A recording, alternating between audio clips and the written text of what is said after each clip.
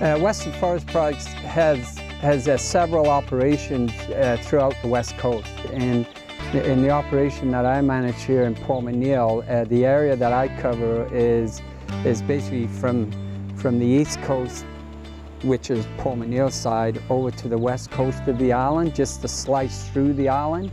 Western Forest Products has always been a big supporter of different community functions, and especially smaller communities on the North Island. We've always put a lot of money into them because the people who live there are the people who work for us. And as far as a lot of sports event, I was really excited when I heard this year that that there was some people who work for us who had the ambition to make it happen again. Well, it's great having companies like Western Forest Products bringing back some support to an event like a Lumberjack competition. It's actually part of Orca Fest here in Port McNeill. The crowds are back, the event is back, and the Lumberjacks are here. We're about to get started with the Jack and Jill buck. In total, we're looking at 4 heats of Jack and Jill bucking, sawing through this 20 inches round of Western white pine, and this is no easy feat. We got Jazowski and McLeod taking on Brown and Zwicker. A couple of different kinds of saws here. That's right, and actually with a couple of different kinds of pairs. Obviously, Zwicker and Brown are just starting out at this sport. They've got an old generation crosscut saw. It's probably a saw that was used years ago and just filed for competition.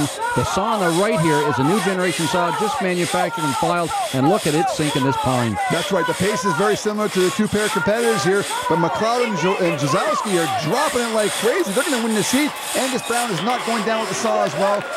Looks like McLeod and Jazowski win the first heat in an 18.80. Conditions are kind of wet here. You know, you got to worry about the grip and that sort of thing.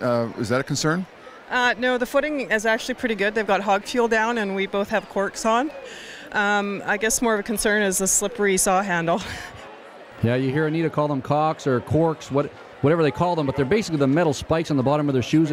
They put them there, of course, to give them a lot better footing on solid ground. They're sawing here on hog fuel, or basically wood shavings, so almost anything on the bottom of your foot, like a soccer cleat, will actually give you good footing on this stuff. 18.80 is a time to beat heading into heat number 2. We got 2 pair of competitors, Leffler and DeLosa on the right-hand side, Russell and Beaulieu. Look at the women compared to the size of the men. That's right. I was talking to Michelle's dad. He said, she's small but mighty. And look at these girls saw in the double buck back and forth. They're sawing phenomenal. Going to be really close to get to the bottom and try and beat 18.80. They're not going to do that, but it looks like the winners of this heat is going to be Russell and Michelle Beaulieu win the heat.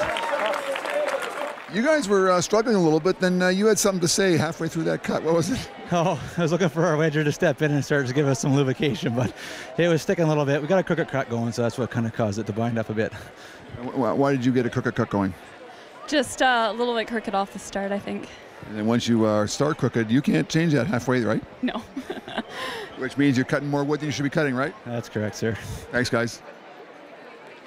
Heading into the last heat of the Jack and Jill buck, 18.80 is still the time to be set back in the first heat by Anita Jazowski and Dave McLeod, veteran competition team here. Sarah Mooney and her dad Matt. Nothing takes place for experience. We got Hewitt and Rustin on the right-hand side. They're gonna have their hands full. That's right, and actually they're both good competitors. But you take the Moonies, they get to practice together in the backyard all the time. They're gonna have their timing down back. The key to double buck is working together as a team. Absolutely, you see them, Hewitt and Rustin, struggle at the beginning. Mooney are getting down towards the end right now. Are they going to tackle at 18.80? Yes, they are. Mooney win the Jack and Jill buck.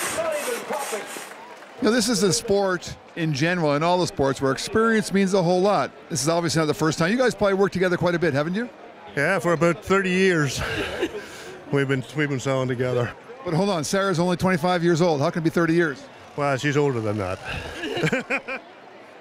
So just tell me what experience does for you when you're in an event like this, going against a couple of younger people that maybe haven't sawn together. I think we just know how each other works. Like, you just get used to pulling with the same person, and you just know what they're going to do.